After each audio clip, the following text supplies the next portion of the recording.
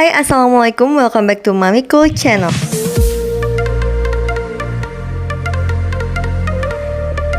Hai bestie, video kali ini masih lanjutan dari video yang sebelumnya ya, mengenai full beres-beres rumah. Setelah selesai full ngepel, Mamiko mau lanjut beresin depan rumah. Tapi sebelumnya mau sarapan bubur dulu nih bestie. Kalau aku makan bubur tuh diaduk. Kalau bestie semua gimana? Tim bubur diaduk atau nggak diaduk nih?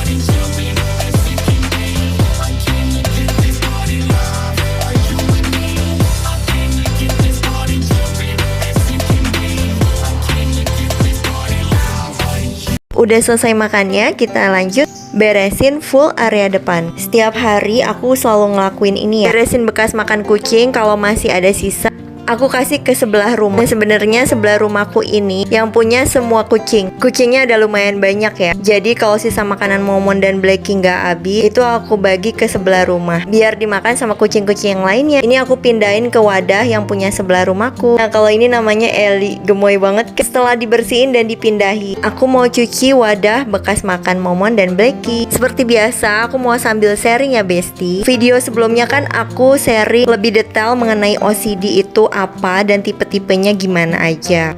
Aku ini kan tipe kebersihan ya bestie. Tapi mungkin pada bertanya-tanya, kok nggak jijik, nggak geli, apalagi bersihin bekas muntah kucing kayak gini, buangin sampah-sampah yang bececeran, kok bisa ngerjain sendiri, nggak pakai asisten rumah tangga. Bahkan ini aku bersihin bekas pupnya kura-kura punya suami, namanya si Boba. Justru aku lebih seneng bersih-bersih kayak gini dan lebih berasa puas aja dibandingin nyuruh asisten rumah tangga atau pembantu. Tapi ini khusus untuk di area rumahku aja ya, tempat aku tinggal, pokoknya tempat aku tidur itu wajib banget bersih. Setiap hari tuh jangan sampai ada kotoran atau hal-hal yang menjijikan. Tapi kalau di tempat orang, misalnya nih aku lagi nginep di hotel atau di rumah saudara, ya aku bodo amat, aku nggak peduli mau itu kotor atau nggak disapu, nggak dipel, nggak terlalu merasa merinding atau merasa jijik aja gitu.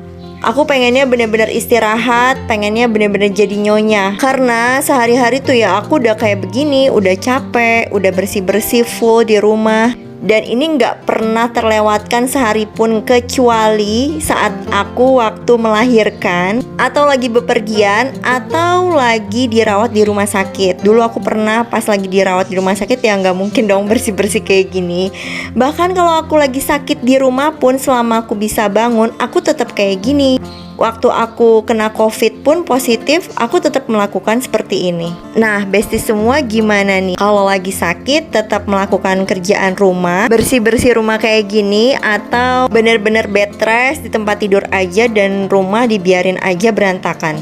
Tapi sih bagusnya memang harus bed rest ya. Ini gak harus dicontoh ya bestie. Mamiko kayak gini karena punya OCD aja. Kita itu bukan robot dan perlu waktu istirahat juga.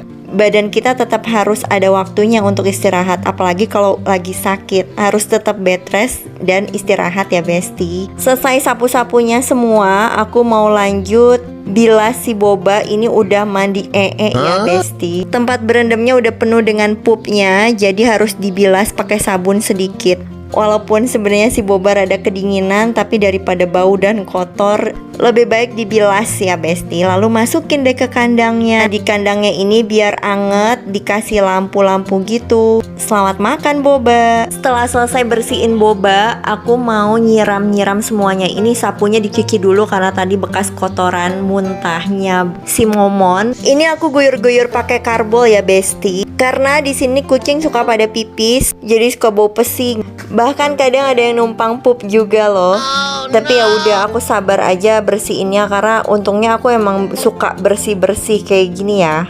Makanya kebayangkan bestie kalau di depan ini semua nggak disapuin atau nggak disiram-siram kayak gini 1 hari aja. itu pastinya rasanya menjijikan banget karena ada kotoran burung, bekas kucing, bau pesing. Tapi tentunya tiap orang beda-beda ya. Mungkin ada aja yang bisa sehari 2 hari nggak dibersihin kayak gini.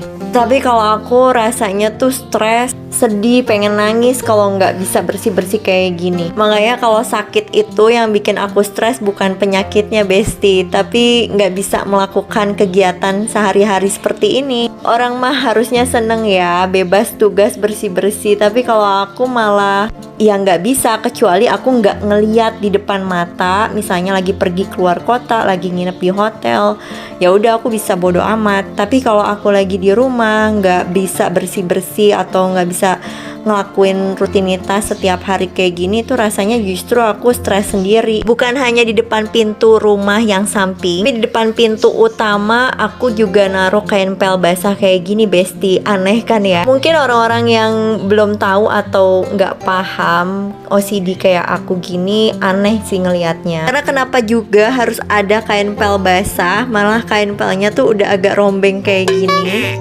Dan ini tuh setiap hari wajib aku bilas pakai karbol dan dicuci pakai sabun ya Besti. Di sini maksud aku untuk nutupin celah yang ada di bawah pintu, biar binatang-binatang yang kecil gitu kayak kecoa nggak bisa masuk ya Besti. Lanjut siram-siram ke area samping. Ini bekas mandinya Boba tadi sama bekas makan Momon dan Blacky. Aku cuci-cuciin semua bersih kayak gini ya, pakai karbol, pakai sabun, biar nggak ada sisa bau sama sekali ya Besti. Terkadang emang ngerasa capek dan lelah setiap hari melakukan rutinitas yang sama seperti ini. Tapi setiap kali mau ngeluh, aku selalu ingat nikmat sehat itu adalah rezeki yang sangat besar. Karena bayangin aja kalau aku nggak bisa bangun atau sakit, amit-amit ya Besti. Kita sebagai ibu rumah tangga harus selalu sehat, kuat. Karena kalau seorang ibu udah sakit sedikit aja, semuanya pasti akan berantakan. Dari mulai rumah, anak-anak, suami, itu nggak akan bisa keurus semuanya. Mungkin kalau pas suami yang sakit masih mending ya Besti, kita masih bisa ngurusin.